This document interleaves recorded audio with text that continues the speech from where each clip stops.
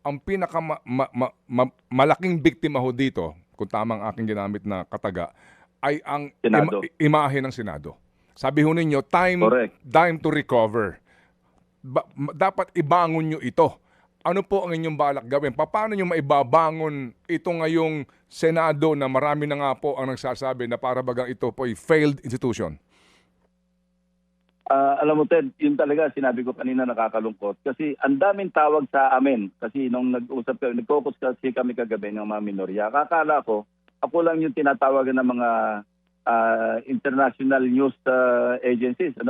Nagtatatawag na yung Reuters, tumatawag yung kung ano-ano, at nanghihingi ng interview.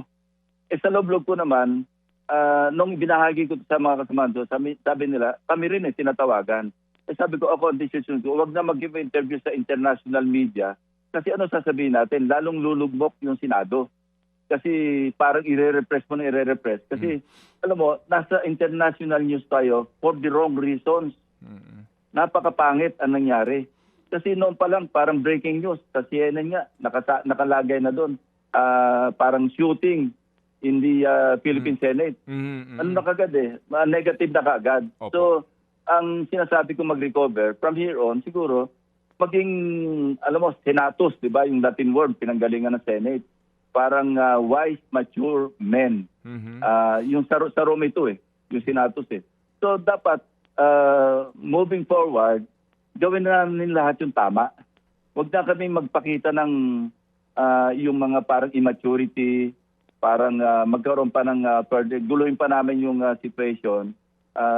Henceforth, parang mag-self-reflect na lang kami individually and collectively para henceforth, puro tama na lang yung aming maging guidelines sa pagtahak ng aming pag-perform ng aming duty. Simulan natin halimbawa yung mabuti, nag-announce si Senate President Cayetano na on Monday, May 18, iko-convene yung Senado bilang isang impeachment court. That's one good first step, na parang tama yung aming gagawin. Kasi nga, maliwanag naman sa Constitution. Kasi natatandaan ko, even noong panahon pa ni Senate President Soto, may nagpahayag na sa aming mga kasamahan. Kukwestiyonin na kagad yung basis ng articles of impeachment, which to me is inappropriate. Kasi ang trabaho lang namin, agad-agad, pag na-receive, na-transmit sa amin yung articles of impeachment, agad-agad mag-convene kami. Hindi naman kailangan kinabukasan trial kagad. Kasi may proseso pa yan, may procedure pa yan.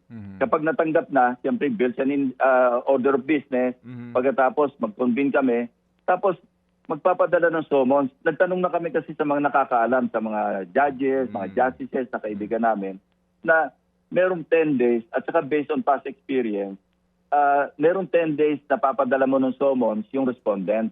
Mag-comment kayo. Pagkatapos noon, merong 5 days na papadala mo yung prosecution na mag-reply.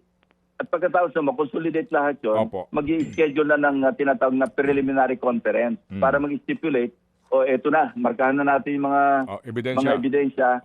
Magsabi na kayo kung sino yung mga testigon nyo. Beyond that, wala nang mga surprise witnesses. Or, upon the discretion of the impeachment court, pwedeng sabihin na, sige, pwede kayong maglabas pa ng witnesses kung along the way meron kayong test. Pero papaalam nyo muna sa korte. Nasa discretion yun ng korte. Susundan natin yung rules of court.